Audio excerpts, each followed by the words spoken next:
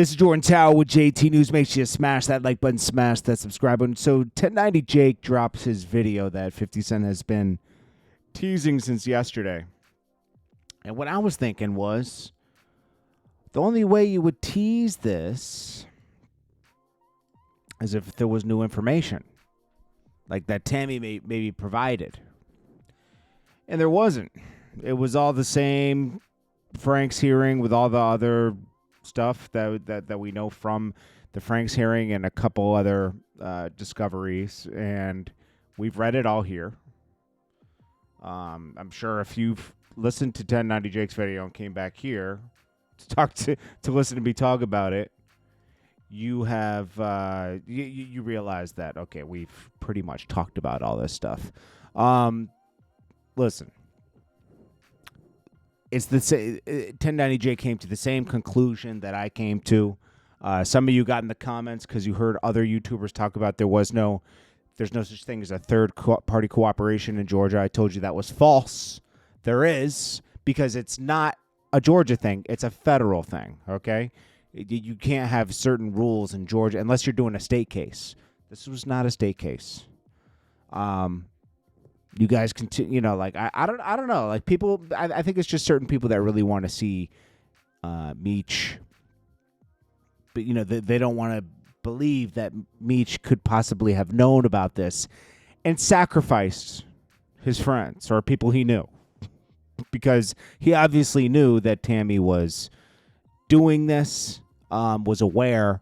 Wasn't working directly with the that's why third party, it's called third party cooperating. I think it's called pretending it's not happening. Let's just say that he knew what's going on, was facilitating. I mean, look at when you look at the testimony of Tammy, she's like, how did you know? They're like, how did you know about Cuffy? Well, he called me randomly one day and said, Buddy said to holla at me for the first it was the movie, right, that he was writing.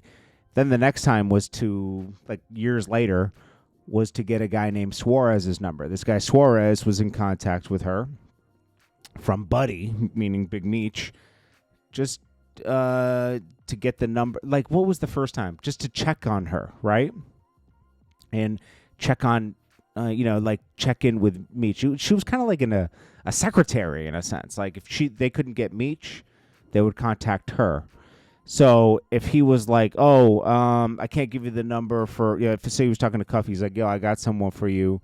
I can't give you the number. You got to call Tammy and get the number from Suarez. Suarez is a guy, obviously, that Meech met in prison 2006 when he was awaiting his trial, and he ended up beating his trial, and he continued his trucking business in California, which obviously trafficked, pills and stuff. And Cuffy eventually got into drug talk with Tammy, and she was like a facilitator between Suarez and Cuffy. The thing is, if Meech knew that she was a cooperator, which it seems from the paperwork, he was just, giving layups. Is that snitching? No, it's really just being a bad person. Let's be honest. Like, it's almost like sacrificing your friends, hoping that whatever she got going on works in your favor, right? Because she clearly states in these Frank hearings that she had a loose understanding with Keith Cromer, which was her controlling officer, that, if everything works out, she could get a time reduction for Meech.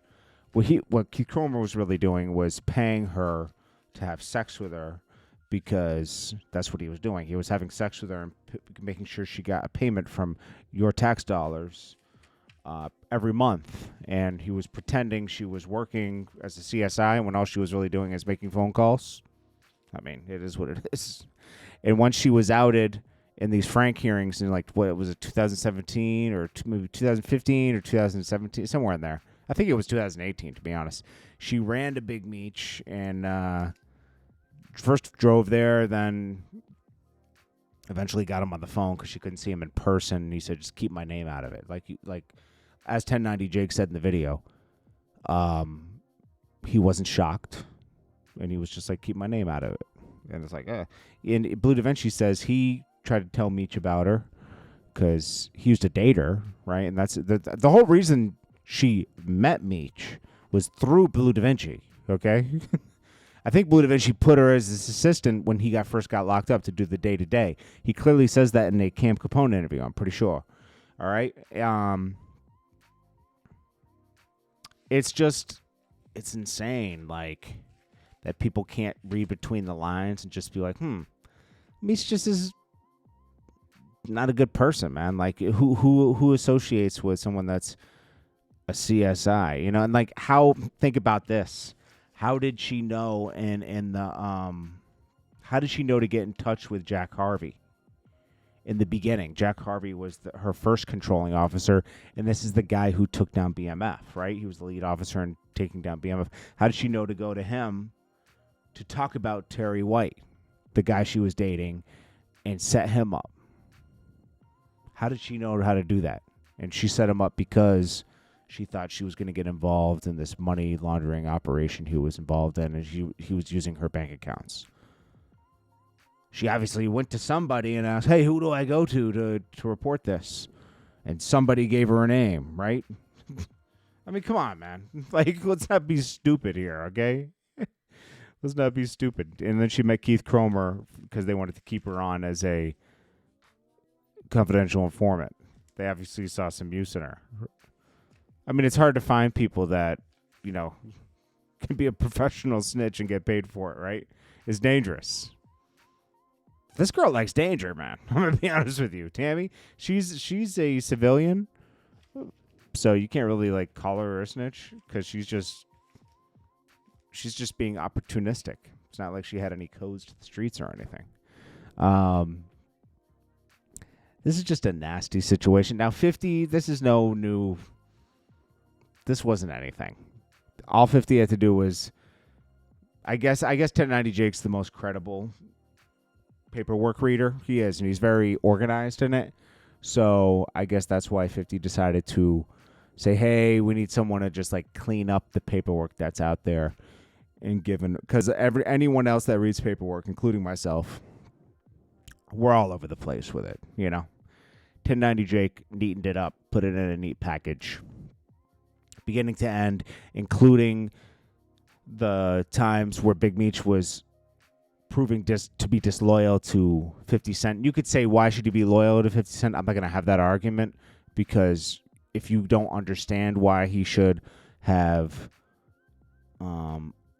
honored 50 Cent's, just knowing not to take pictures with someone's opposition when they've done so much for you.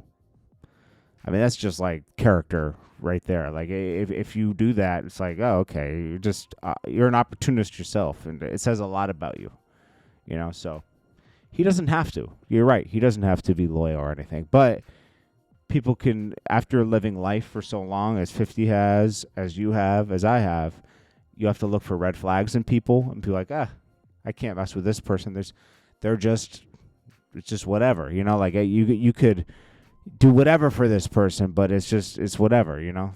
Like 50 Cent made their show like their story into a hit TV show, and gave them plenty of opportunity to work with them in the future on different endeavors and spin-off series.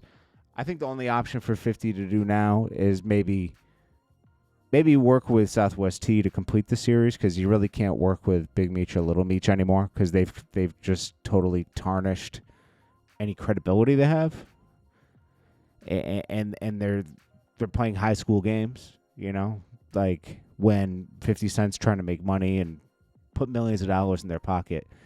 You just can't build with someone that's unappreciative.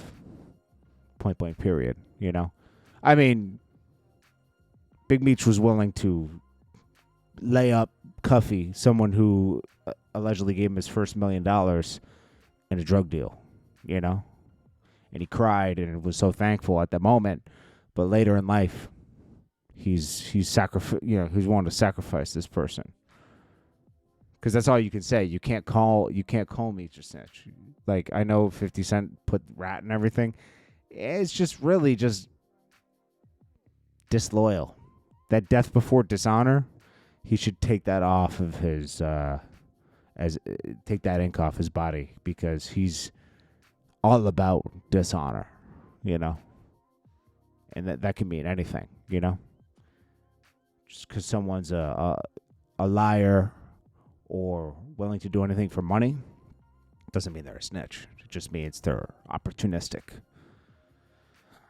A snitch really just gets on the stand and just really just, you know, goes for it all. It's a, I don't know what's lower than that. It's something. I mean, it's something that's like close to that, though. It's like, it's just dirty. It's a dirty person. We'll just put it that way. And you know what? I mean, he chose that life. This is the life Meech lives, right? So it's different.